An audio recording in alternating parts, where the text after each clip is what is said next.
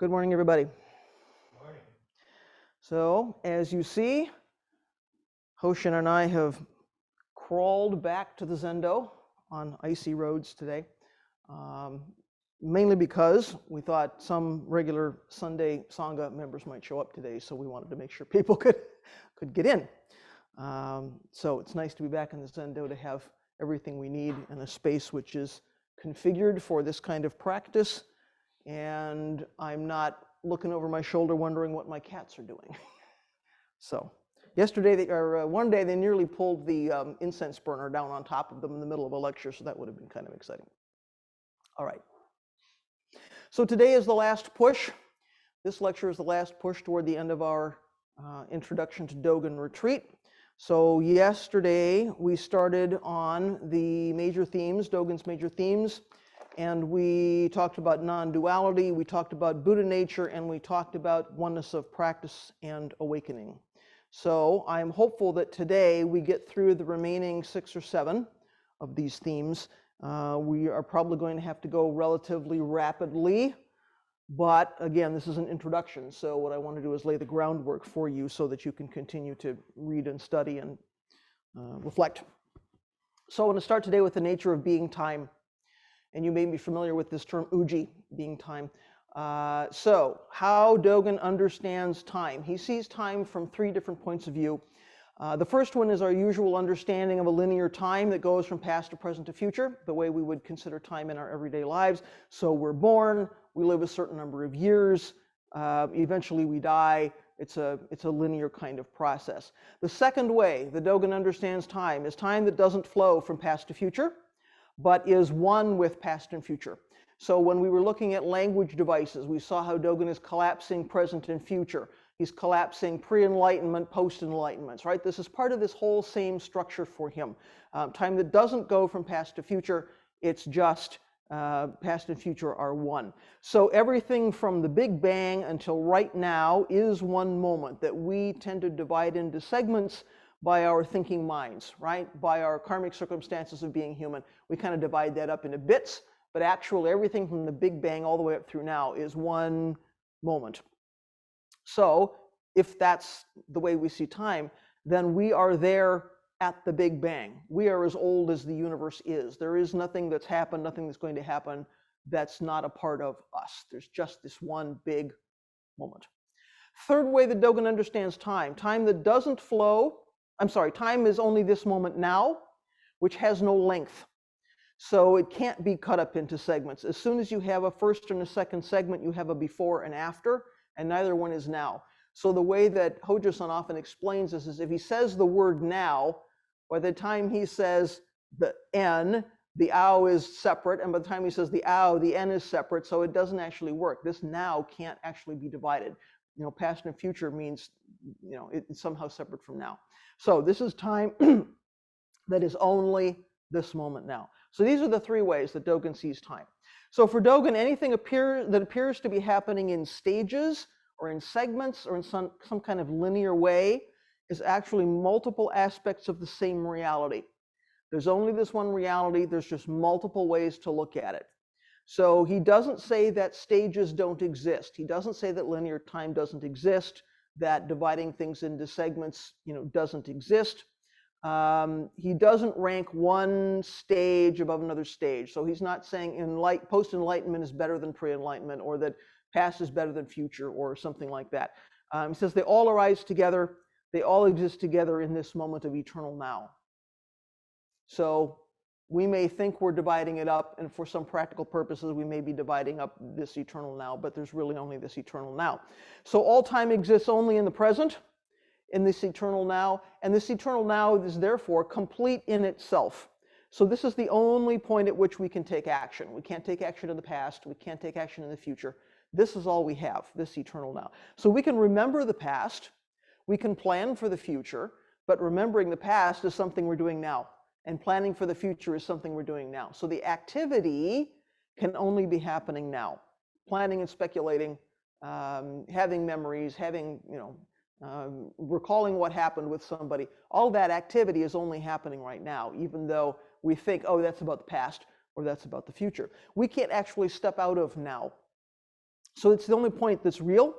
It's all we've got. So everything has to be right here. This is all there is. So, as the eternal, as the eternal now is intersected with being, things can't be outside of time. So for Dogen, time and being are the same thing. If this is the only place in which we can take action, this is the only place we can really be, then being can't be separate from time. Everything is constantly changing. Everything is impermanent. So things can't exist outside of time. There's nothing that's not moving. So time isn't a container. It's not something that exists out there, separate from our experience of being, our experience of existence. So time is exactly our presence and our experience, and it's not a yardstick that gets imposed on us from outside. There's nothing outside that says, I've lived for 60 years, right? There's nothing there's nothing we can measure that against. And if it's not just linear, then just like language, as we saw yesterday, time also goes in all directions, and being goes in all directions. So all of these things are, they have multiple perspectives and multiple dimensions, and they kind of go in every direction. So it's not a linear thing.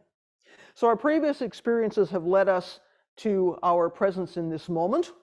And what we do in this moment is going to influence what arises in the future. So it does feel like there's some forward momentum. It feels like something is moving from past to present to future. But when we remember and talk about the things we did today, the experiences we had today, in the future, we're going to create a certain kind of meaning when we talk about that. And we're going to remember and talk about those things differently from day to day. What I remember about yesterday is going to change over time because it's influenced by the next experiences I have and my own changing perceptions, my own changing ideas. So what story we're telling today, how do we compare that with the story we told yesterday and the story that we're going to tell next week? Which of these is the real today, right? Are any of these the real today? These are all my ideas about today. So can we really disconnect the now of now and the now that we remember or the now that we anticipate? Is it actually possible to pull these things apart? Are any of those separate from being? Can we really separate being and time, or are they one thing, as Dogen says? So Dogen says there's just time being, or there's just being time. One can't exist without the other. So if Buddha nature is nothing other than functioning or being, as we saw yesterday, then Buddha nature is also not separate from time. So practice is nothing other than awakening. There's no reward coming, right, that's outside of now. So all of these things become collapsed. So in order to understand being time, we have to also understand a term called Dharma Position. So in the Genjo Koan, there is a famous passage about firewood becoming ash and not turning back into firewood. And at the same time, while there is before and after, past and future are cut off because each thing stays in its own position. So this is the way Dogen kind of sets up this structure. So usually we think there's a flow of time, past, present, to future. When we're born, we sort of show up floating on the stream of time, and when we die, somehow we disappear from the stream of time. But that flow, we think that flow started before I arrived, and that flow is going to continue after I'm gone. But according to Dogen, that's not the whole story. That's our conventional understanding. That's not bad. It's not that it isn't real. It's not the whole story. So using the images of the seed and the tree and the firewood and the ash, each of these things has a past. Each of these things has a future. The tree has a past as a seed, right? And here's the tree. It's got a past as a seed. It's got a future perhaps as firewood. The firewood has a past as a tree. Future is ash.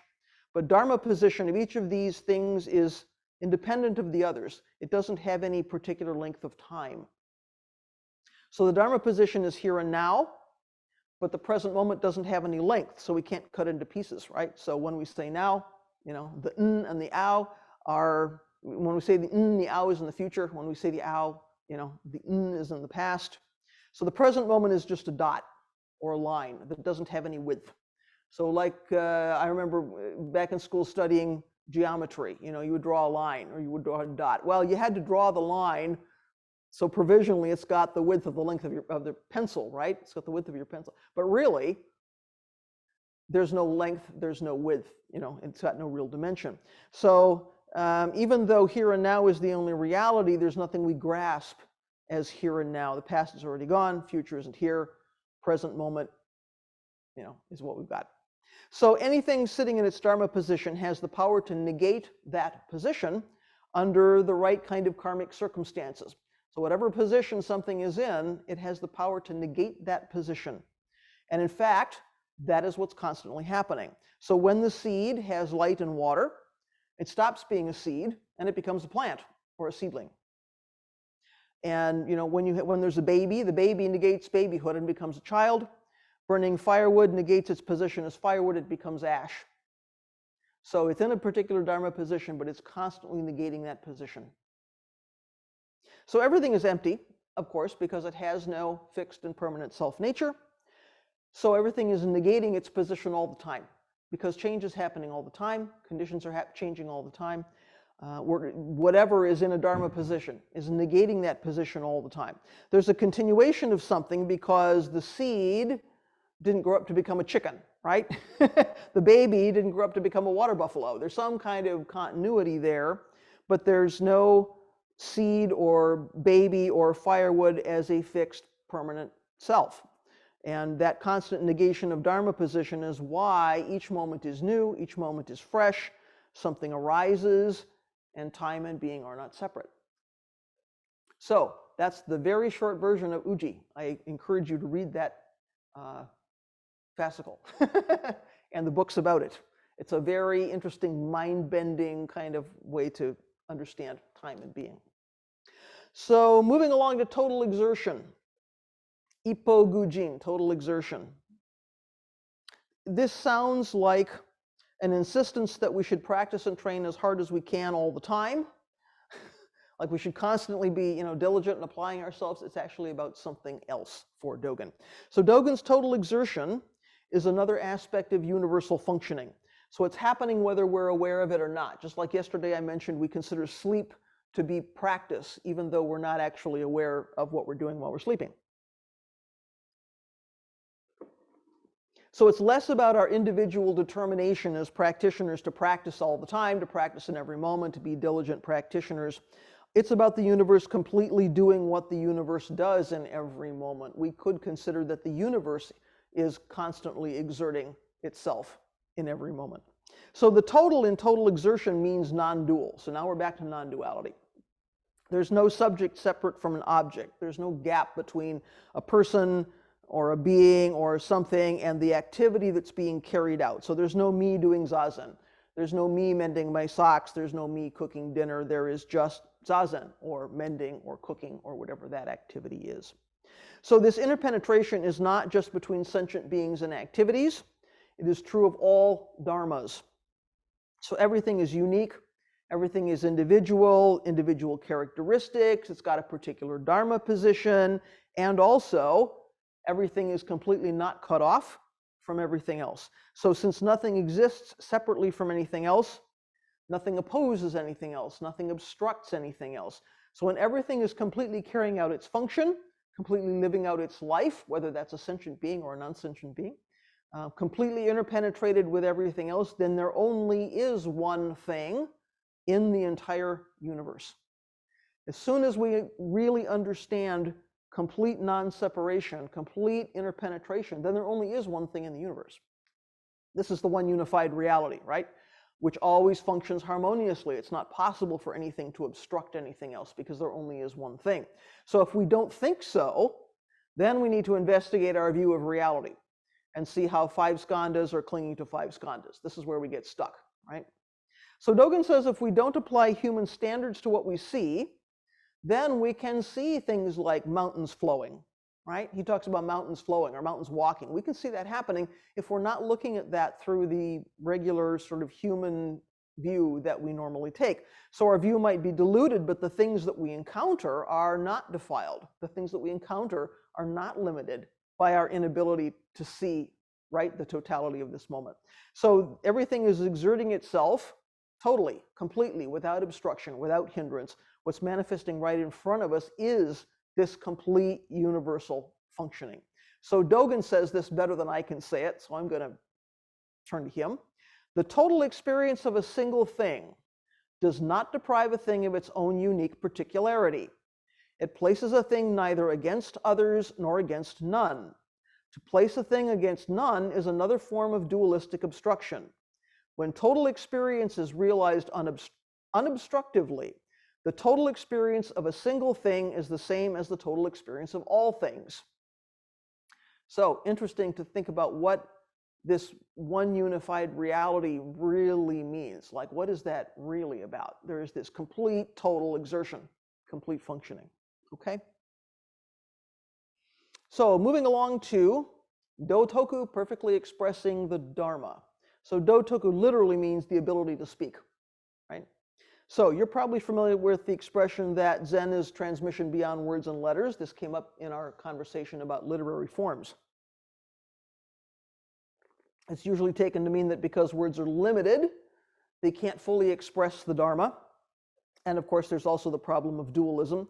As soon as we say this is awakening or this is Buddha, we're setting up something which is not awakening or which is not Buddha. We're applying that there's something outside of awakening, Buddha, emptiness, whatever it is. And yet we also say, well, there's nothing outside of Buddha way. There's nowhere that awakening doesn't reach. There's nowhere that emptiness doesn't go. You know, that there's nowhere that there aren't these things. So as soon as we start talking about it, we're setting up an opposition. We're setting up a comparison, which in the biggest possible reality doesn't actually exist. It's a construct. So traditionally, words and language have been a problem for us. If you read anything about Buddhist history, Zen history, this has been a controversy for a long time.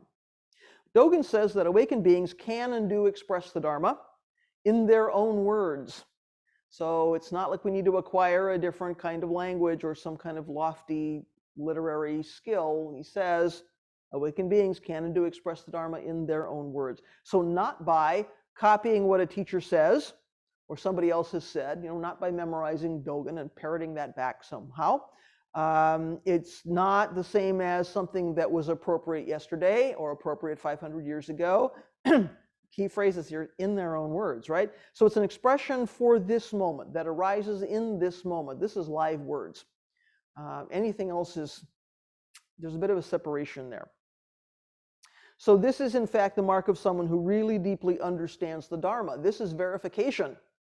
If we can truly express Dharma in our own words, this is a means of verification. So what we express with words suggests and includes also the way that is not expressed. As we saw yesterday in dealing with language, the things that we say are fine, they don't leave out the things that are not expressed. Those things are also there. So we can understand that this activity isn't so much what an individual being, an individual person is expressing, but what the universe is expressing through and with us. So Dogen doesn't rank expression of the Dharma as better or worse. He doesn't say one person's expression of the Dharma is better or worse than another. So one person's expression might be more subtle or more learned or more interesting maybe than somebody's else, but that doesn't mean it's not a complete expression of the Dharma. So Dogen says all of these are complete expressions of the Dharma, whether you've been practicing for a week or 20 years or your whole life. The Dharma is right there. It's completely expressed. So by now, I hope you recognize the pattern when I say there's speaking, there's silence, there's going beyond speaking and silence. None of these opposes each other. None of these negate each other. So speaking and silence don't negate each other, right? We might be completely silent sitting zazen. That doesn't mean we are not also completely expressing the Dharma. So Dogen says, don't equate speechlessness with not communicating. There's plenty that gets communicated, even if we're simply sitting and not moving and looking at the wall. So if we can only express 80% of reality through words, but we do that action of expressing in a completely selfless way, then 100% has been expressed. Our words might only be 80%. That might be all we're able to do as human beings. As I'm talking about the Dharma, I might be expressing 60%, right? But if I'm doing that completely wholeheartedly, if I'm doing that completely selflessly, if there's no gap, then somehow 100% of the Dharma is expressed. There's no point at which the universe stops expressing itself completely, right? This is just universal functioning happening here. So at what point is this not 100% of the universe doing what it does? So even if somehow we can express the Dharma with words 100%, if we can't actualize the Dharma in our lives, our presence, our action, then we've still fallen short of perfectly expressing the Dharma. So even if my words completely 100% express the Dharma, but my activity, my life is not doing it, I've still fallen short of the mark. So until we really understand, someone can ask a Dharma question, we can give an answer that's right, technically right, without that understanding being actualized. I can parrot the words back, I can memorize the koan manual, give you all the right answers, but if that's not 100% engagement, I've still missed the mark. So if someone asks me what Hojo-san means by 1 = 0 = infinity, one of our favorite expressions around here, I can explain it correctly. I can tell you what the words mean and why he says it that way. But if I really don't live in that space of 1 = 0 = infinity, it's just a verbal answer, right? It's not an expression of my whole life. It's not a complete expression of Dharma. It's just something coming out of my brain and going out through my mouth. So it's important to that full engagement, that total exertion, if you will, is really important. So when people have been practicing a long time, Dharma and wisdom and awakening are so deeply ingrained in all of their actions. All of their actions express these things. And it's not that they are trying to convey something, they're not making some effort to communicate something, it's that there's no obstruction to the universe expressing itself moment by moment by moment through this person's life and actions and speech and presence, right? It's like this person gets out of the way. So it doesn't negate this person, it doesn't negate personality, it doesn't negate being an individual, but there's no hindrance to the universe completely functioning. And in that way, Dharma 100% gets expressed. So there are people who have gone beyond the need to make some effort to express the Dharma. So if somebody asks, how do you express it? And this is a question we see sometimes, right? In koans or in Dogen's sermons, he says something and says, how do you express it? These folks don't need to flip a switch or to shift into some other mode of living or being, because everything they do already says it. So whether they're using words or not, they're already expressing it, right? So when we've been practicing for a long enough time, we move through the world in a particular way. How do we express it? It's just with our life. It's just with our presence, right? So, of course, expression includes, and this is the piece I think we forget, expression includes whoever is receiving that expression. So it's not a one-way street. Expression doesn't just mean I'm putting something out there.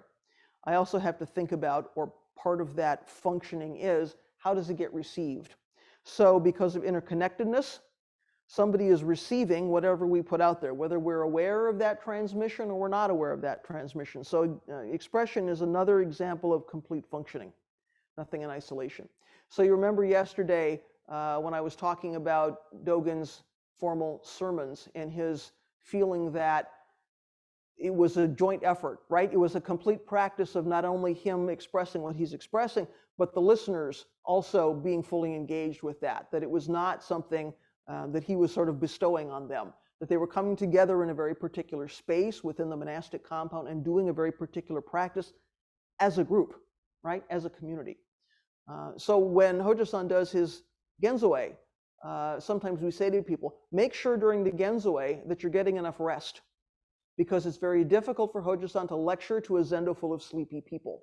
Why? Because it's a dialogue, even if you're not saying anything, right? I used to coach presenters for a living. I used to remind my presenters, your audience is actually in dialogue with you.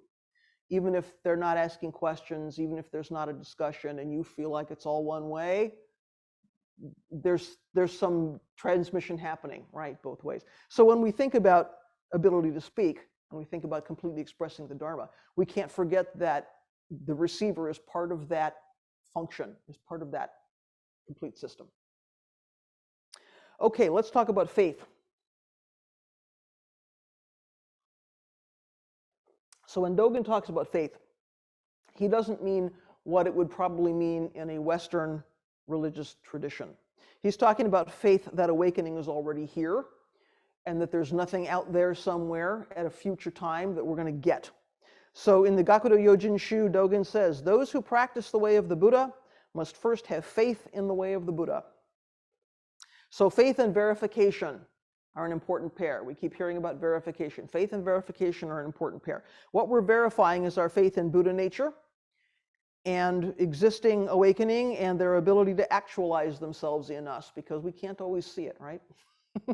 So we got to have faith that they're there and those things are going on. So in the beginning, we don't have any kind of personal experience or understanding of what it is to see the way Buddha sees, to see using prajna. So we practice and we verify, yes, these things are there, or yes, this is my experience. So at some point, faith is supported by knowledge. In the beginning, we kind of suspend our disbelief. Maybe we've been inspired by, a particular teacher or our Sangha friends, or something has aroused our bodhicitta, and we think, well, I haven't got any personal experience of how this goes, but I'm going to give it a try. Well, after we practice for a while, we go, oh yeah, 3 poisons, I can see that happening. Yeah, 4 noble truths, I get it, right? So now it becomes our kind of personal experience as well. So that faith is supported by knowledge. We might see how practice has transformed our Sangha friends, or we might even notice that over the course of time, we see a bit more clearly, we understand the Dharma a bit more deeply. Something is happening for us. That strengthens our faith, that we can indeed embody the Dharma, enact the Dharma, take it out into the world, move through the world in the way that Bodhisattva moves, and live the way the Bodhisattva lives. So as well as our faith that what Buddha taught was real and wholesome, even if we can't yet kind of see the way Buddha saw, that's verification. That's us verifying what Buddha taught. So taking refuge is an early step in establishing our practice, and it's an expression of faith that we keep going back to, I think, for some encouragement, for some support. So we're turning away from self-involvement and we're turning towards something else. And when our entire focus up to this point has been on taking care of self, because this is kind of what we're raised to do, look out for number 1, when that's been our whole focus, shifting that focus takes a certain amount of faith. That's kind of a scary thing to do, right? It's kind of a leap. So abandoning the things that our culture puts value on in some cases takes faith. And it's based on seeing impermanence, right? We see the nature, how reality actually is. We see impermanence, we see interconnection. So arousing Bodhi mind involves both faith and verification. So the Buddha within us, if you will, is waking up and deciding to be realized. And taking vows then is the act of a Buddha, so it's another kind of verification that Buddha is already there. If those things weren't already there, we would not feel drawn toward sitting zazen, taking bodhisattva vows, doing our practice. We couldn't do that stuff if Buddha wasn't already there. So here again, practice and awakening, not two, right? This is another way to look at practice and awakening are not two. So sometimes practice isn't easy. We know. We can think we've put ourselves into some karmic conditions that are going to keep us from practicing or keep us from manifesting awakening. We just feel hindered. We don't have enough time to sit or as much time to sit as we'd like to. We really try to study Dharma teachings, but somehow they're very difficult. It just feels like this is hard. This is really hard. We can't see ourselves as vessels of the Dharma because all we see is kind of our bad habits and our limitations and our hindrances and our difficult life circumstances. Those things can get in the way. So Dogen says we also need to have faith that just like everything else, our karma, our karmic circumstances are impermanent. So if today somehow I don't have enough time to sit, maybe tomorrow things shift. If today I'm reading this passage and I just don't get it, tomorrow something shifts, right? Because even our karmic circumstances are not permanent. So if we make the effort to establish an ethical life and to carry out skillful action and to pay attention to what Buddha is teaching, then in this moment, we influence the karma, the karmic conditions that unfold, right? That go forth from here. We create some different karmic conditions. So we can't act in the past or the future, as we've just said, but right now, we can reaffirm our aspiration to be bodhisattvas, to live as bodhisattvas in the world, rather than perpetuating our unwholesome activities our bad habits, our habituated thinking, and the things that we kind of wish we could let go of. So karma doesn't have any fixed and permanent self-nature, just like everything else. Karma is empty. At some point, it arises, it changes, it unfolds. So we're not stuck with the circumstances and the position that we're in. We can choose right now to go forth into a life of practice and awakening. So we often can't see the unfolding of karma. It can be complicated. It can take a long time. We don't necessarily see how all the threads come together, so it takes some faith to keep at it and to trust that our good actions are helping the entire network of interdependent origination. So sometimes we've kind of got a big ship to turn. We might not see that happening. We might have a lot of harmful conditions to work with. So faith is important, right? It's an important encouragement to us in our practice. So authentic transmission. This is kind of a big Megillah. This is really important for Dogen. So Dogen saw his teaching and practice, as I mentioned, as the one true Buddhism rather than a distinct sect, a distinct school within a larger tradition. So he's not trying to create something to compete with all the other sects that are arising in Kamakura Buddhism, in New Buddhism. He doesn't really like dividing up Buddhism into branches and schools and different traditions. So his feeling was, it's not that somebody else's way is wrong because his way is more effective. It's that his way is better because it's more authentic to Buddha's teachings. So it's not about who's going to get a better result. You know, my zazen is going to get a better result than your chanting Nembutsu. It's not like that. He just says, mine is authentic.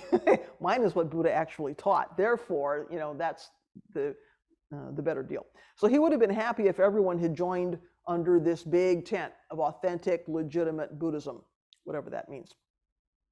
So he saw all the incarnations, all the manifestations of Buddha, past, present, and future, as Shakyamuni. He says there's only one Buddha. There's only one Buddhism, there's only one Buddha. So we still preserve this teaching today in one of our morning echoes, where we dedicate our merit to Daion Kyoshu Honshi Shakyamuni Butsu Daiyosho, which is the great benefactor, founder of the religion, original teacher, Shakyamuni Buddha, the great monk. We collapse everything into one. So Shakyamuni is the historical Buddha, as opposed to Maitreya or Vairochana or Amida. He's not a figure somebody imagined. I mean, maybe he's kind of an idealized person, but we consider that he's a human. He's a person. He's not a deity. He's not a magical figure. And not an avatar of something, right? He's a guy. So Dogen also sees himself as teaching Buddhism as it existed before the division into Theravada, Mahayana, and of course Shakyamuni predates that kind of split. So he's going back before things started to branch out. So uninterrupted transmission of the Dharma, starting from Shakyamuni, is what's critically important to Dogen. There's this tight relationship between awakening and authenticity or verification. So now we're back to verification again. So what's being authentically transmitted is nothing other than the expression of awakening itself.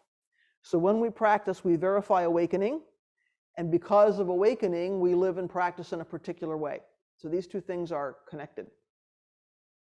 Awakening is what it is. So awakening doesn't undergo any kind of historical development across space and time. There's just one awakening, right? So it doesn't get modified. It doesn't get changed, interpreted. There's just awakening. So true Buddhism just preserves Shakyamuni's wisdom, Shakyamuni's awakening, and hands that down through the lineage. That's what's getting passed down from generation to generation. So Dogen thinks that the Dharma he received from his own teacher was the complete treasury of the true Dharma I, Shobo Genzo, right? True treasury of the Dharma I. So he says what he got from his teacher was the real ancient ways of the Buddhas and ancestors. This was a direct transmission from Buddha through his teacher down to him. So he says that since Rinzai and other sects were no longer preserving these ancient ways in this kind of direct line, that Dogen's link is the only link to Buddha's awakening, and it comes through his own teacher, Nyojo. So he has the only authentic transmission. So he also puts the most store by Shakyamuni and Bodhidharma and Huineng and the later ancestors in his own lineage. He sees this kind of direct line. So his emphasis on the supremacy of his own lineage starts to gather steam in the last dozen or so years of his life, and it's tied to the development of his training temples and his emphasis on deportment, right? Because we see this trend toward the end of his life. He really is starting to focus on what's happening in the monastic compound, and this authentic transmission becomes part of that.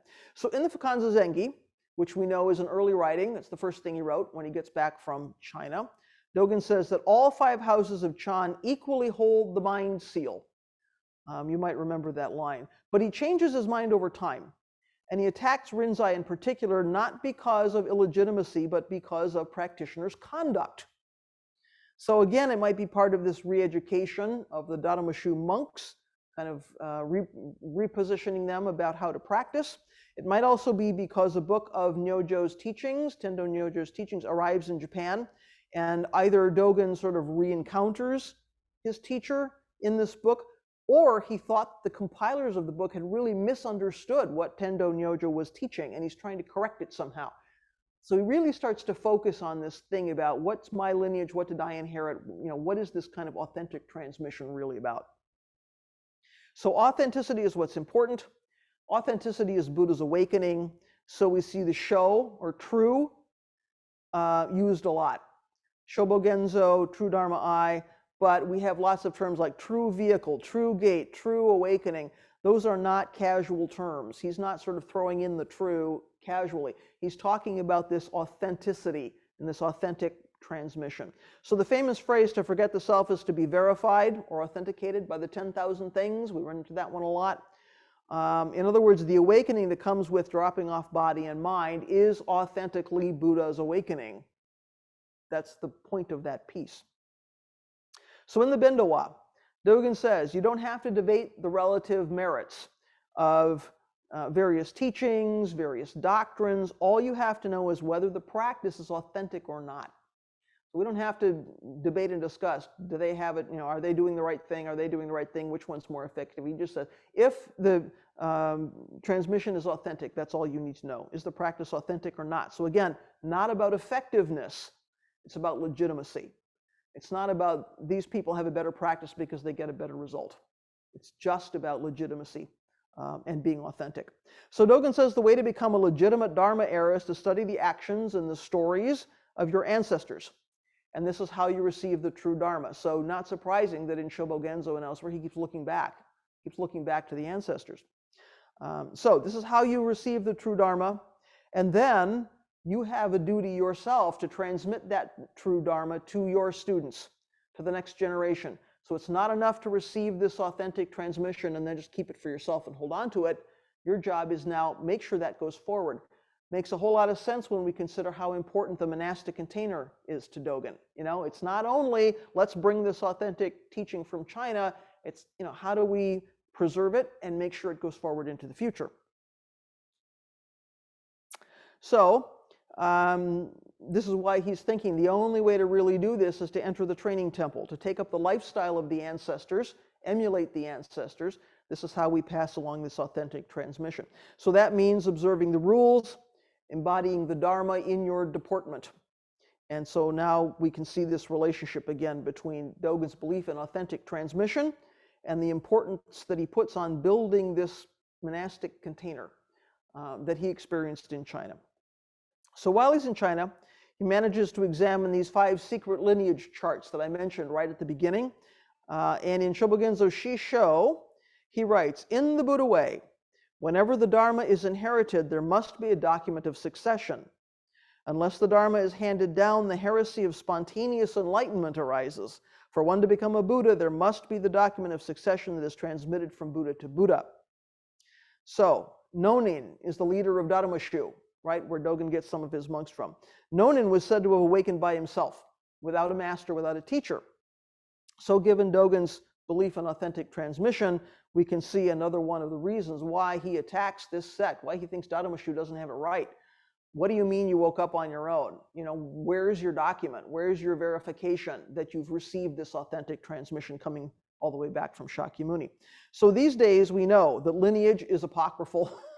We have lists of ancestors, if you've taken precepts, you've received a Kechimyaku, you have a list of these ancestors. But we know often sutras and lineages and various things were constructed after Shakyamuni's death for various reasons. Dogen didn't know this. He just knows there's a list. He just knows there's a lineage written down someplace. So he relies on this, and he frequently quotes it in his writings. He's emphasizing, again, this authentic transmission. So we can think about today, what do we think authentic transmission is about if we're not so sure that our actual lineage was historically true? In a way, it doesn't matter. So today there's some creative tension for us between the idea that Dogen kind of got the only authentic Buddhism from his Chinese teacher. So there's this thing that's been handed without change to Dogen. There's that idea. And then there's this idea that Dogen is creating something new, that somehow Dogen invented Soto Zen. So he thought he was restoring the authentic doctrine, the authentic practice in a world where Buddhism had been corrupted by stuff creeping in from other traditions, by things from people's imaginations, by unethical kind of behavior, laxity of practices. All this junk is creeping in. I want to go back to, like, what did Shakyamuni actually hand down? So he thinks this is what he's doing. This is why he thinks there's just one Buddhism, and I have it. And I'm here to preserve it. But of course, he's practicing as a Japanese in Japan, not as an Indian in India. So it couldn't possibly have been identical. It had to be something new. He was not practicing in a climate like India had. His robes were not exactly like Buddha's robes. They didn't have the kind of monastery buildings. We talked about the Shichido Garan. They didn't have, monastic buildings in India the same way. So it couldn't have been identical. But there was something that Dogen feels is consistent, has been consistently, authentically transmitted. So I can't help but see a parallel with what we sometimes try to do in the 21st century West, as I mentioned yesterday, somehow wanting to strip Buddhism of its cultural trappings, or its cultural wrappers or something, or superstitions, and thinking that rather than creating something new, we're going back to the pure Buddhism, the authentic Buddhism, like Shakyamuni was carrying out. But we know, we're embedded in our own culture, so that's probably not actually possible. That's a conversation for another day. But I invite you just to consider authentic transmission, the way Dogen sees that. How do we practice with that? What does that mean for us? Okay, deportment is itself the Buddha Dharma. Igisoku Buppo. So we've heard about deportment an awful lot this weekend. Since we know that one of the two things Dogen wants to bring back to Japan from China is the monastic container, it's not surprising that he says he has a whole lot to say about deportment. How do we act? How do we conduct ourselves? What rules do we follow in the temple? What do the forms look like? So he's doing this both from the point of view of daily specifics. How do we use the toilet? How do we cook meals? How do we greet our superiors? How do we enter the zendo? All of that. And also from the point of view of absolute reality. What are those activities about as a practice? What are those activities about as a complete expression of awakening? So also we need to remember the context for his writings about deportment. He was pretty unimpressed, remember, with the laxity that he had seen around him during his training days and what other people were doing in other temples. Some of these temples are full of guys that had become monks because they were looking for an easy life. They were looking to be fed and have a roof over them. And as we learned, sometimes it's nobility that watching its power kind of slipping away. So what do? Well, I'm going to become a monk and go live in a temple. So Dogen sees this and just thinks this is not the kind of deportment that expresses Buddha nature, right? This is not solid practice. So Dogen establishes some fairly high standards for moral behavior and for serious dedication to practice. So his temple was actually able to embody the practice that he learned in China. He felt that was necessary in order to carry on this practice and to make it available going forward, to pass it on to the next generation. So as we've seen, he provides detailed instructions, how to carry out daily tasks, how to do practices, how to behave in various situations with various people, how we conduct ourselves when walking down the hall or brushing our teeth is just as important to him as how we conduct ourselves doing zazen. So it's not that the world will end if we don't, fold the hand towel over the left arm and use one half to wipe the face. I mean, it's very, very, very specific. It's not that the world's going to end if we don't wipe our hands exactly the way he says we should wipe our hands. It's that each of these daily activities is nothing other than Zazen and the complete manifestation of Buddha nature, awakening, reality, right?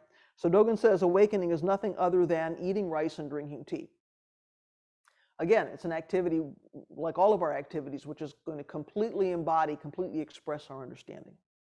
So the content of our deportment, if you will, what we're actually doing or saying or creating, is less important than the enactment of Buddha nature itself. Cooking the rice is less important than the action, the activity of cooking the rice as a complete expression. So it's the unhindered functioning rather than the specifics of the activity or the outcome of that activity. So this should sound familiar, right? This sounds an awful lot like what was going on in the arts world. The creation of the painting is more important than the painting, right? The creation of the tea bowl is more important than the tea bowl. It's all about this self-cultivation. So we start to see these layers, right? When we have that arts background, we now look at this and go, oh yeah, there's something larger going on, right? Context, very helpful. Okay, so it's the enactment rather than the attainment. It's the act of doing something rather than what are we attaining by doing that thing. So the conduct of the Dharma talk or the chanting rather than what gets said. It's how I'm conducting myself giving a talk rather than what I'm telling you, right? It's the cooking rather than the meal. It's the washing rather than the clean dishes. It's the activity as an expression, which is more important to him than the thing that gets done. It's not that the thing that gets done is not important. That's not the whole story. So by emulating the conduct of the Buddhas and ancestors and the senior practitioners and the Sangha friends maybe around us that are a little bit farther along on the path, we learn with the body. So it's not about this only. By emulating conduct, we learn with the body. So it's the way of entering into that space of awakening with Buddhas, ancestors, teachers, by taking on the characteristics of an awakened being. If I'm emulating the way an awakened being is, I'm taking on those characteristics. Eventually, they become deeply embedded, and I do them without that kind of separation. But in the beginning, I'm learning with the body.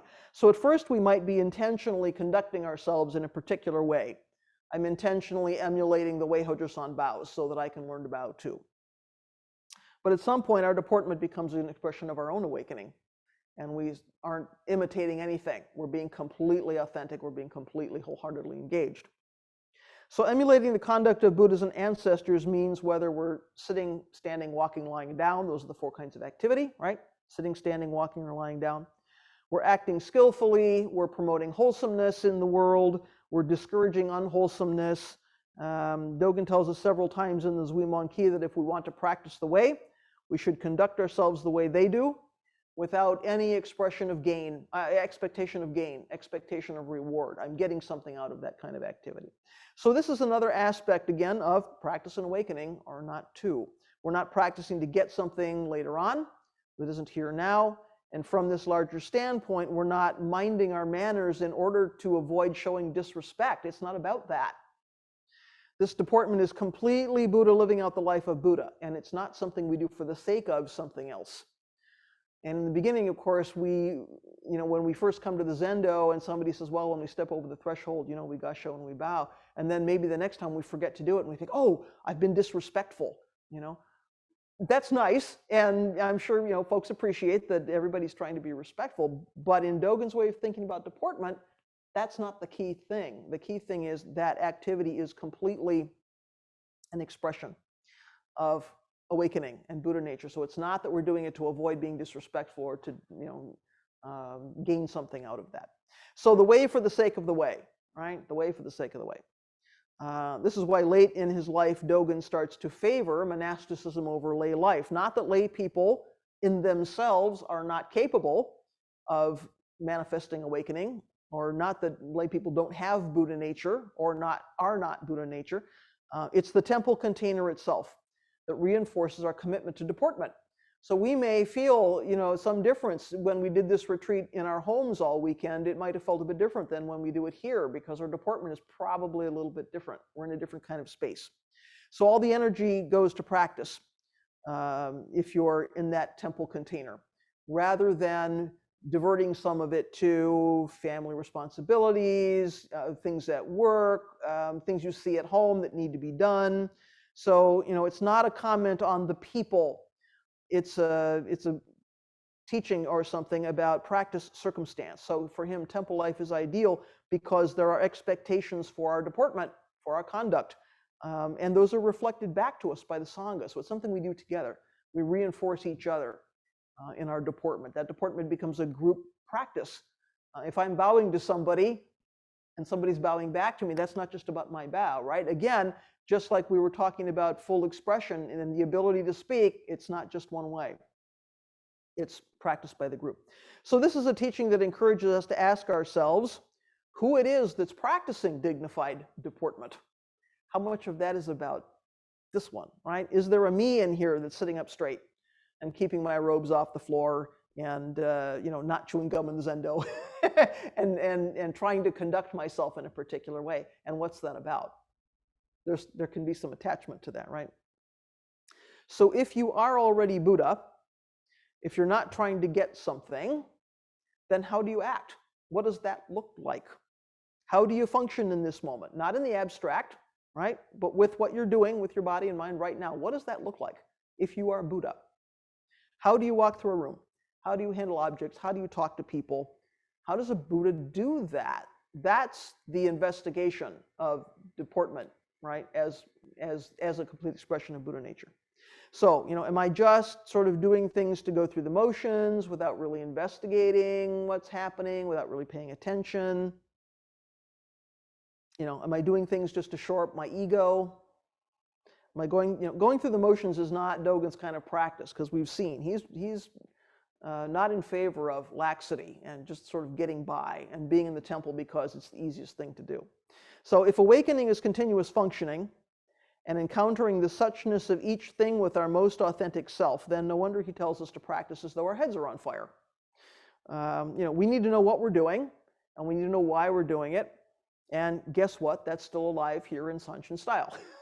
Maybe somebody recognized where I was going with that. So we keep our forms simple here, so we know what we're doing and why, rather than going through the motions of ceremonies or forms or rituals or activities just because somebody expects that we're going to do them. Either because they're on the calendar or because we've always done it this way or something. So if we're paying attention, we are conducting ourselves as Buddha in each moment. Each moment is an opportunity to manifest Buddha nature with some kind of intention.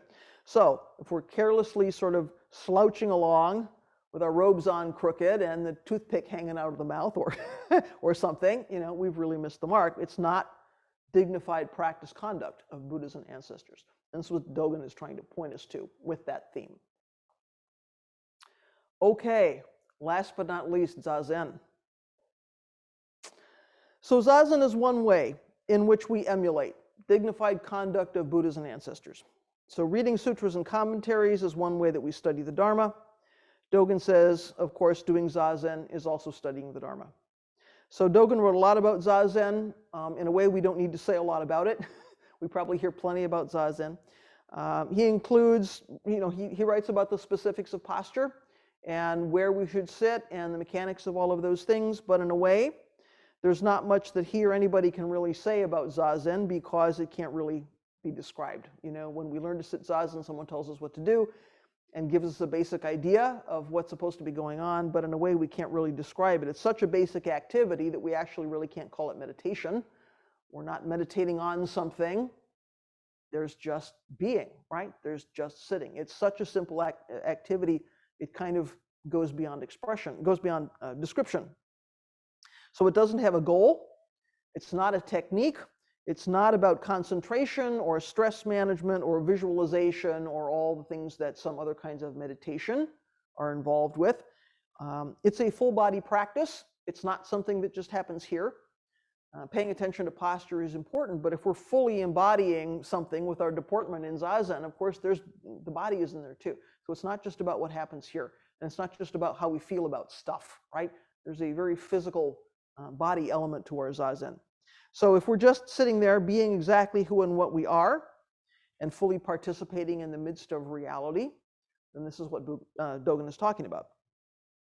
So, of course, Dogen says Zazen is vitally important to our lives as bodhisattva. It becomes centralized, and we kind of see it as the main practice for us, not because we're sitting to achieve enlightenment or to gain wisdom or become people we like better or do some kind of self-improvement. We're sitting because sitting is the manifestation of awakening or the manifestation of Buddha nature, right? So this is deportment also. So Hishiryo, non-thinking, is an important phrase for us, important term associated with Zazen. It's probably, if we're going to talk about themes related to Zazen, Hishiryo is probably the key one. So there's thinking, our normal everyday thinking. There's not thinking, or the active effort not to think, to suppress thoughts or push them away. Neither of these, of course, is what we're doing in Zazen. We are doing non-thinking, which goes beyond thinking and not thinking. So not trying to do one or the other, just letting thoughts arise and go as they are without engaging with them, without grabbing them, pushing them away, having some kind of encounter with them in a way that creates a subject and an object, a person thinking a thought. As soon as there's an I that's separate from a thought, now there's thinking, right? There's a subject, there's a verb, and an object. Now there's thinking. Non-thinking collapses the duality. Here's another duality. It collapses that duality. So then thoughts are coming and going because that's the functioning of the universe. That's total exertion. That's the universe doing what the universe does. And because of our karmic seeds, thoughts are going to arise. Something happened last week. We're worried about it. That's going to come up in Zazen. We're karmic human beings, right? As long as there's an I and I'm doing an activity and there's an object, there's thinking. As soon as there's no subject and object, now we're in the realm of non-thinking. Right? So we've gone beyond thinking and not thinking to the realm of non-thinking. So non-thinking collapses that duality. When we sit this way, we don't have any ideas about Zazen. Golly, this is boring. Golly, this is fun. Am I not a great practitioner? Look at all the hours of Zazen I'm doing. My knee hurts. I'm really, excited to get up and leave. And after this, I'm going to go get food. And we have lots of ideas about Zazen. So when we're sitting this way, where thoughts are coming and going, not grabbing anything, we're kind of in the world of non-thinking, then we don't have any ideas about our Zazen, and we're not clinging to concepts about practice and awakening and deportment and all the things we've talked about this weekend. So practice and awakening then don't oppose each other. We don't train to become Buddha. I guess the theme of the takeaway from this, we don't train to become Buddha, we train as Buddha. We're not sitting to become Buddha, we're sitting as Buddha, right? Okay. That brings us to the end of our major themes. I'm surprised I got through that in a reasonable amount of time.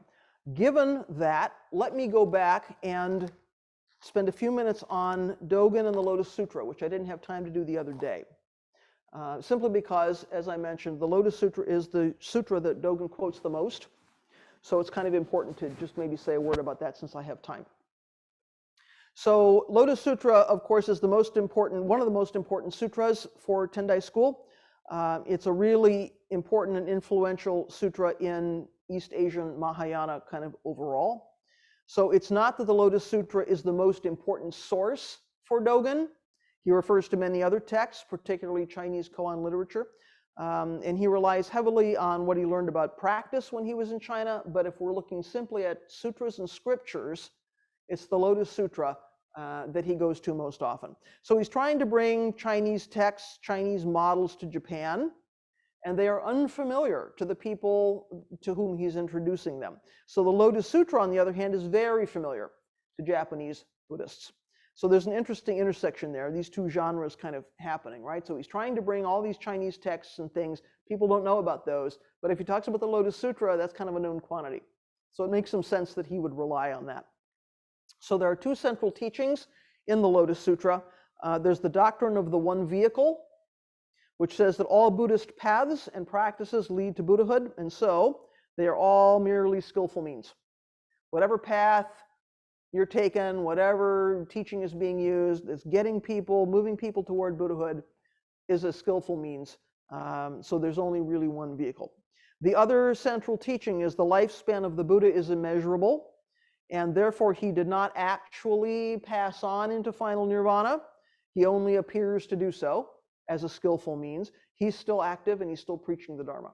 So these two important things are coming out of the Lotus Sutra. One vehicle.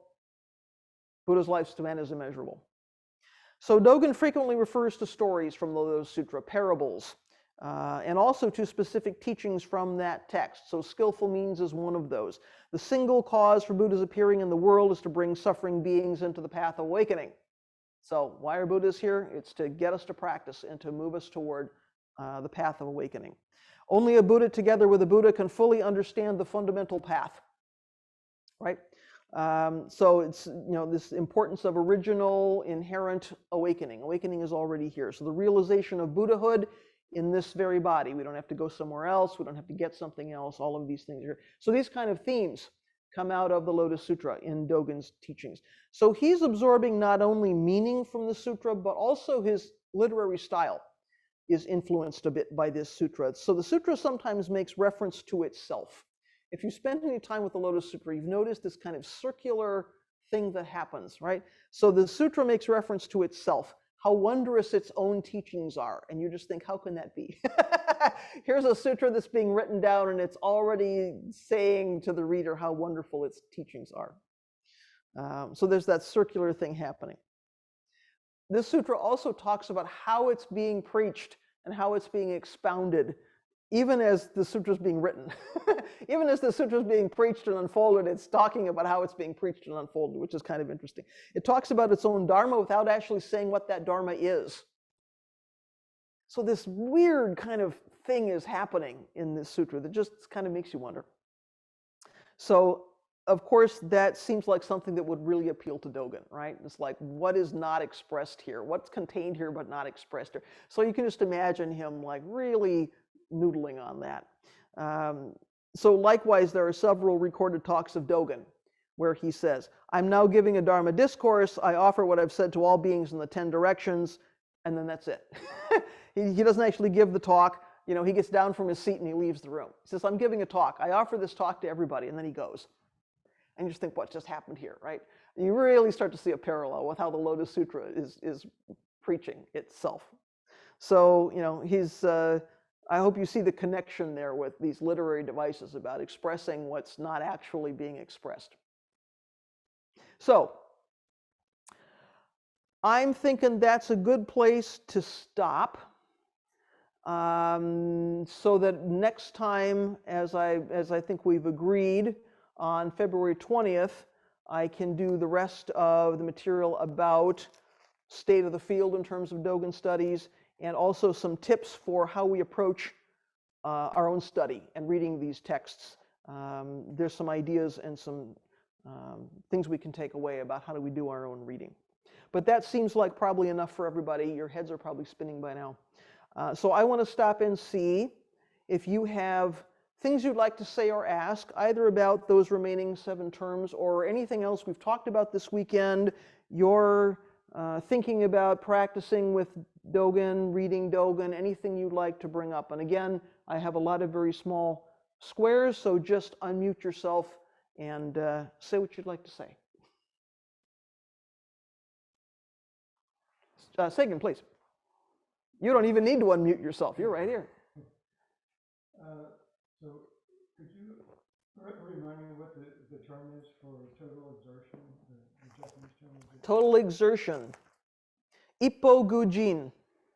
Okay, I'm wondering, is that synonymous with Zenki, or is it slightly different? I don't know if it's synonymous, but I'm sure it's related. Zenki is total dynamic functioning. Oh, I'm sure it's related.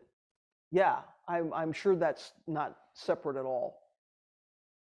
Yeah, I think if we're looking at, universe doing what the universe does, and there's no point at which it doesn't do that, right? I mean, what can we point to in the universe that is not completely dynamically functioning and completely exerting itself?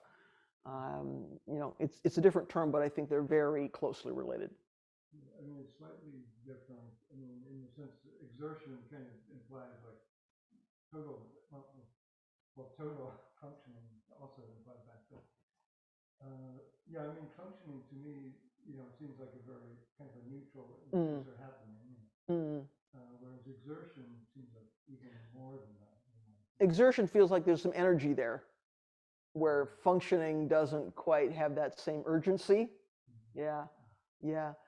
So I don't know if there's a significance in that, because the other problem we have with a word like exertion is it feels like there's an I making an effort, right? It feels like there's a subject that's having some intention and applying some energy towards something. So exertion is maybe a problematic term, right?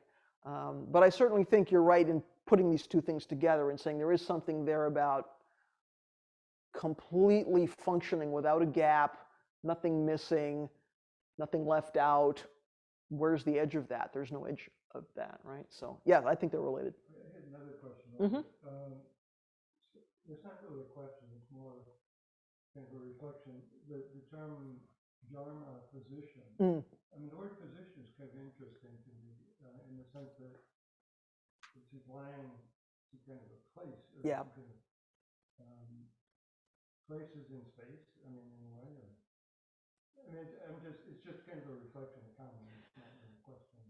And I think that's one of those reasons, one of the reasons that that term Dharma position can be confusing, because as soon as you say Dharma position, you have to know that that includes the negation of the position.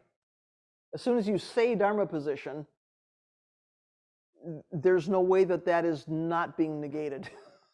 So it can't possibly be a fixed position. So the word position is kind of a problem. So it's, we take it, yeah, I think we have to take it kind of provisionally. You know, it means, it's like the dot that doesn't have any actual real estate, you know. As soon as we say your Dharma position is something, you're already negating that. So position is a problem. It sounds like it's fixed, but you're right, it's not. I think that's why we have to explain what that term actually means. You know, there's this constant unfolding. So we're dancing all the time. Other things, reflections, questions, comments? Please. Speaking of no gap, we can't hear what others are saying. So if there's a brief summarization or something.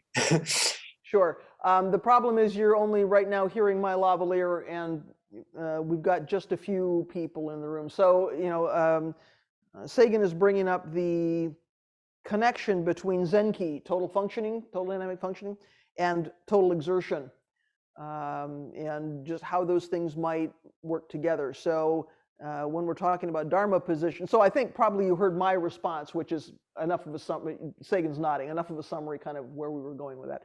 But yes, I will bear in mind you can't hear the few people that are here. Thank you for that. Speaking of gap, I love it. Okay, other things people would like to say, ask, bring up, just dive in.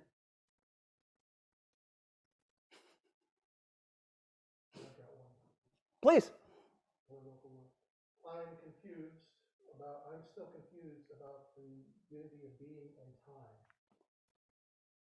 The only way I can think about it is something to the extent of, when reading Dogen, Dogen only exists. Okay, so Mark is asking about the unity of being and time. Says he's still confused about the unity of being and time. Yeah, that's a hard one to get our heads around.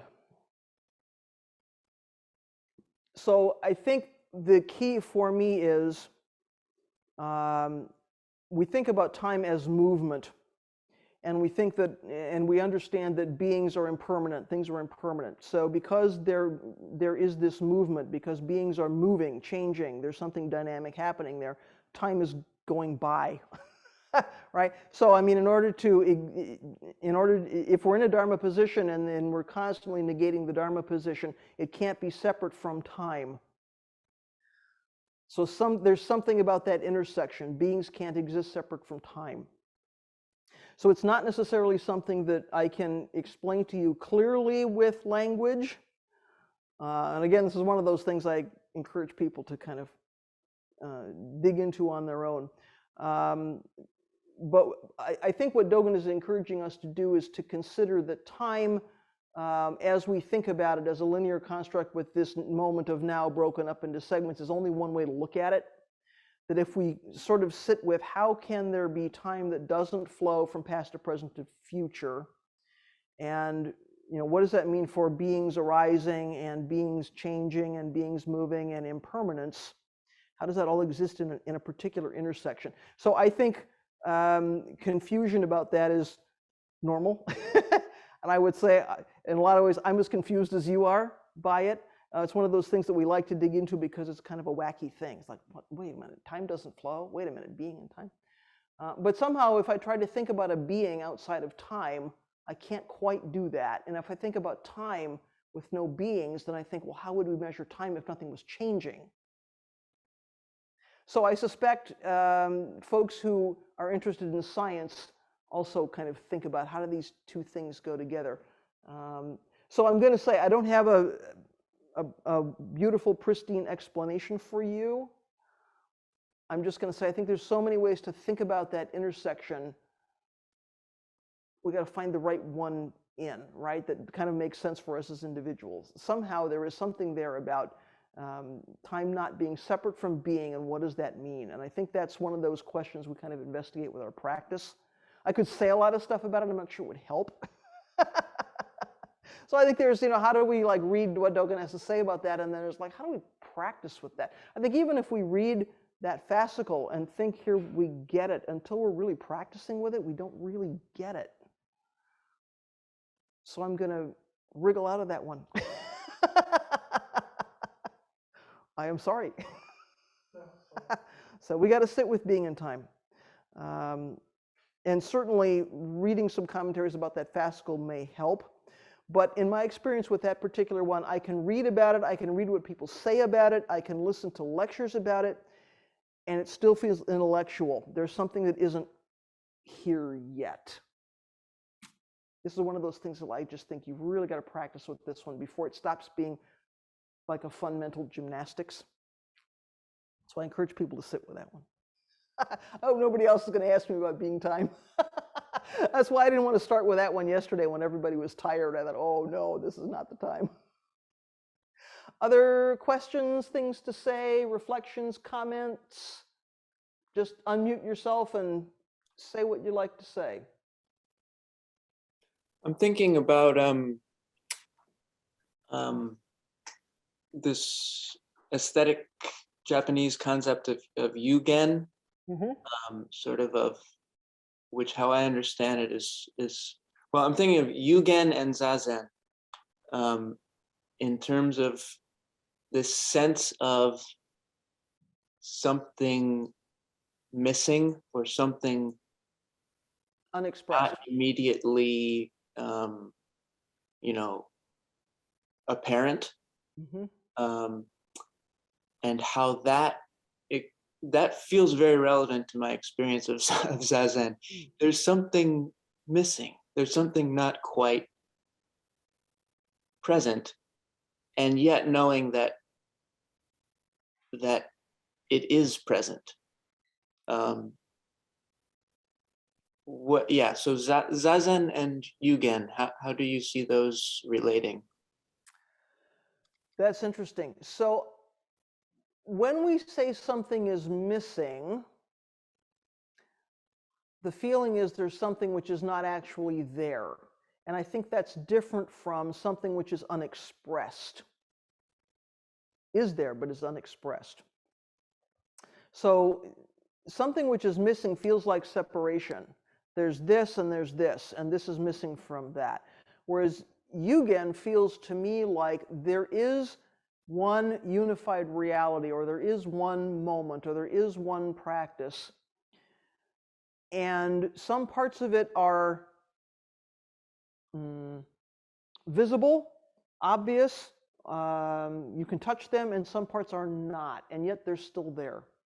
So there's something about sitting zazen where we drop off body and mind, where there's nothing outside of our zazen, because where's the boundary? So what's obvious might be there's a human form sitting zazen, but there's a whole lot else there that might not be expressed, that gets included in our moment of zazen, because how can it not be included in our moment of zazen? And yet we can't point to it, we can't touch it, we can't say something about it. So I think there is some connection there, which would be an interesting intersection to explore, right? What is it in our zazen that is present but unexpressed? And I think it points us back toward what do we actually mean by this one unified reality? What is this one unified reality? What's actually happening?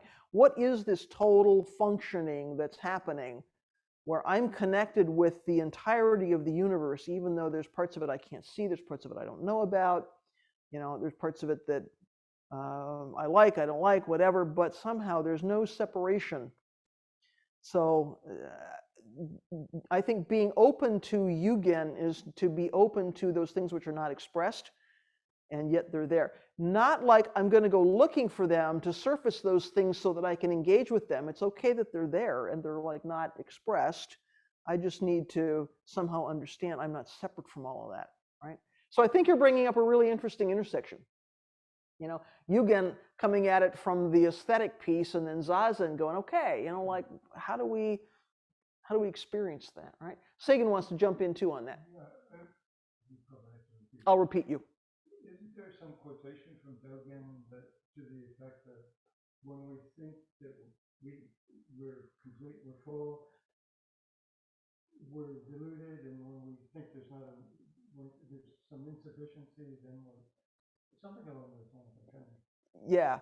So Sagan is reminding us that there's a quote in Dogen, and I also can't remember the exact wording or where it is, that alludes to the idea that when we think we're complete, we have delusion. And when we realize something is unexpressed, that's prajna, right? I don't know the exact words, and I don't remember exactly where it is. So somehow not being in touch with that Yugen piece, we could consider it as a kind of a delusion, and that we're not seeing completely, we're not seeing clearly. But to be at least aware of things that are unexpressed is prajna, right? So I think, Sawyer, what you're bringing up is pointing us toward wisdom. So that's good. Do you have something else you'd like to say about that, Sawyer? No, I have a different question, but I don't want to, if other people are Well, you've got the floor. Go ahead. on the roll. Okay. So the other question that's been in my mind, and as we've been talking about so much context and kind of the practical realities of Dogen's life and his monk's life, and is a question about food. As simple as sort of where did they get their food? Did they have people going out to markets and picking up food? Do they grow some of their own food? And how you see that as part of their practice? Mm-hmm.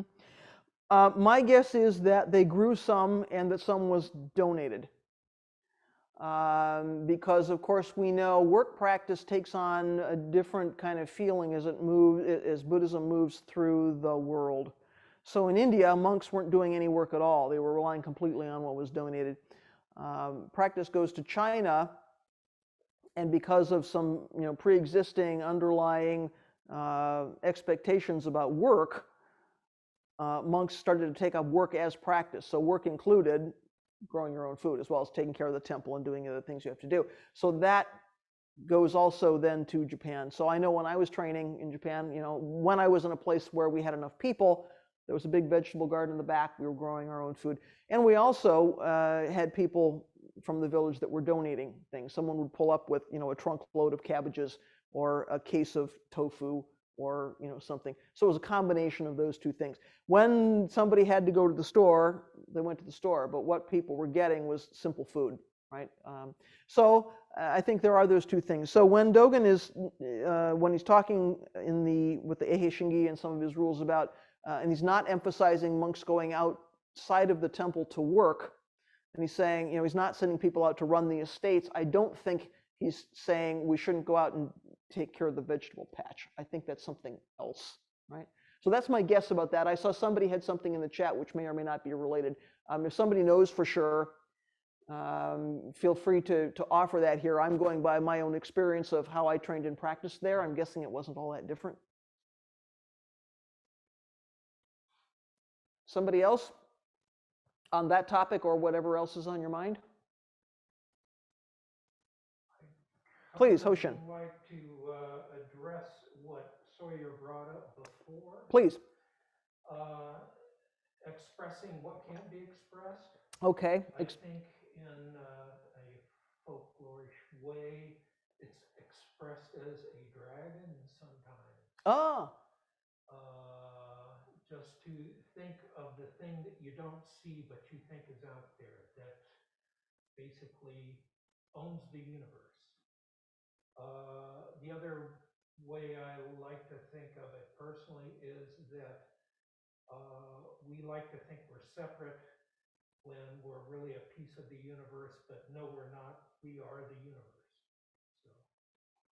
so Hoshin is pointing out that sometimes the image for the thing that's not expressed is a dragon. Because the dragon is out there, dragon owns the universe, dragon is the universe perhaps, and we don't see the dragon. So that's an interesting image we can practice with. Dragon, of course, has lots of roles, right, in Asian folklore. It's got lots of activities and it represents a number of things. So it could be, in this case, dragon represents what's unexpressed. And your second point was that somehow we think we're separate from the universe, and actually we're not. And so we are, if we're not separate, we are the whole universe. So this right here is the entirety of the universe. So this right here, and I'm going to riff now, this right here sitting Zazen, this right here doing whatever activity, is the entire universe. So Mark, earlier when you were talking about nature of being in time, you were saying one of the ways you were thinking about it was if you're reading Dogen, then Dogen is the entire universe. Yeah, if we're thinking about this in that way, then you reading Dogen, there's nothing outside of that. It is the whole universe. So that becomes the whole universe then. So interestingly, each of us in our own little worldview is doing our own thing. So for me right now, speaking is the entire universe. And for you right now, listening is the entire universe. And we're all doing this thing together. And we've all got a Dharma position. And all of this somehow is interconnected. So it's a very interesting way to consider, right? Like just what this one unified reality is really like. If we put aside our own sort of preconceptions about this, like, what is this reality really like? I think that's what our practice is. I think that's what Dogen's asking us to do. Like, how can we see language differently? How can we see good and bad differently? How do we see the expressed and the unexpressed differently? How do we sort of liberate ourselves from those structures and yet not completely negate them and abandon them because we need them in order to function? So how do we not be like constrained by that and see what is not expressed in that structure and embrace all of that? Because my impression about Dogen is he embraced everything. It was like, I can't imagine walking through the world in the way he must have, where it's like everything is a part of his existence. I'm like, what would that be like?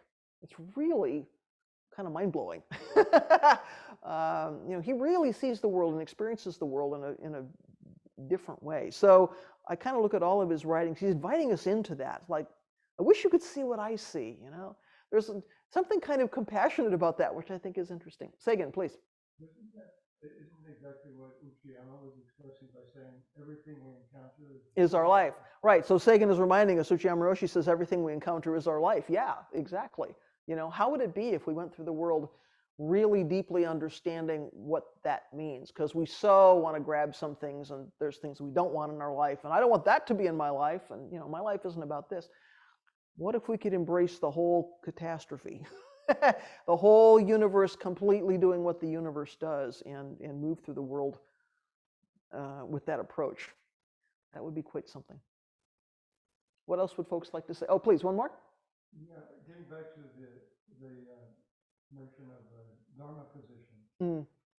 Does that tie in directly with, Genjo Koan? So each Dharma position is constantly changing, so that's kind of the manifestation from moment to moment. I think so. Sure, I think so. Yeah. So what is it that's manifesting moment by moment by moment by moment? I've got to, yeah. So thank you. Sagan is bringing up Genjo Koan, and is that connected with Dharma position? Genjo Koan being, realization manifested in this moment. So, what is it that's manifesting moment by moment by moment? Something in a Dharma position, right? And again, changing all the time. That manifestation is changing all the time. So all of this is a bit kind of interwoven. Yeah, Genjo Koan is, of course, an important fascicle of the Shobo Genzo, well worth spending plenty of time. Hojo-san is only one who's written a book on Genjo Koan. There are others too. There's I think some basic themes in there that are important to be conversant with. Other things folks would like to say? Questions, comments, things to reflect on? Open up your mic, say what you'd like to say.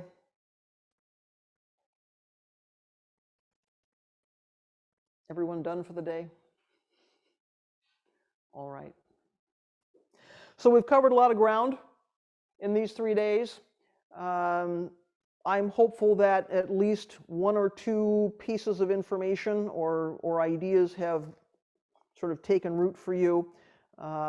Again, my hope for this was that if we can provide some context for your Dogen study, that you now feel comfortable going forward. You know, the idea of this weekend was that it should be a springboard for you, not that you're going to memorize everything, you know, we talked about and say, there, I'm done.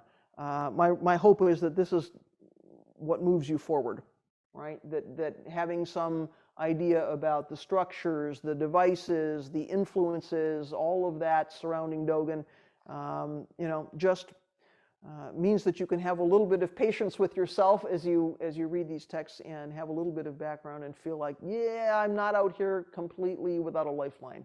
Because Dogen can feel a bit random, right? It's kind of disconnected from our experience, right? So have a little patience with yourself.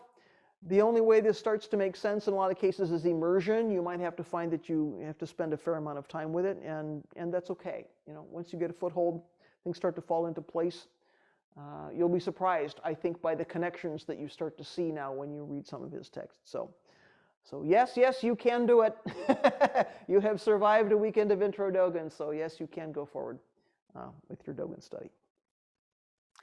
Okay, I'm going to pitch back to Hoshin for closing chants and closing bows, and I don't know, do we need to do some announcements at the end? Maybe let's do a couple of announcements just to send people on their way. Thanks everybody for a very good retreat. Thanks for hanging in with me. I know that was a whole lot coming at you. Thank you for your practice. Have a good rest of your Sunday, and please get some rest.